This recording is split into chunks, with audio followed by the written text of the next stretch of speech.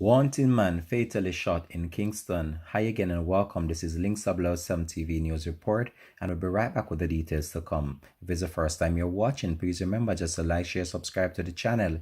Click that notification bell and click on all so you're always updated with the latest report. We'll be right back after the break with the details.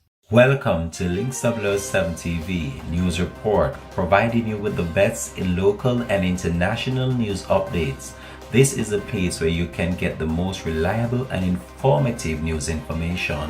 Links 7 TV News Report. Welcome back and thanks for joining us for Links 7 TV News Report.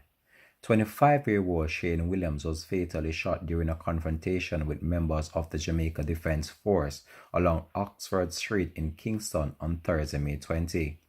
Police said that he was wanted in connection with a murder and shooting along North Street, which happened on March 16. He was also listed as a person of interest in two other cases of shooting along Oxford Street in Kingston in April of this year. Reports are that about 6:25 p.m., members of the Jamaica Defence Force were on duty at Oxford Street and Baton Street at a checkpoint when two armed men drove up and opened fire at them. The men then opened fire indiscriminately at residents on Oxford Street. The soldiers returned the fire and Williams was shot. Two other persons, including a baby, were also found suffering from gunshot wounds when the shooting subsided.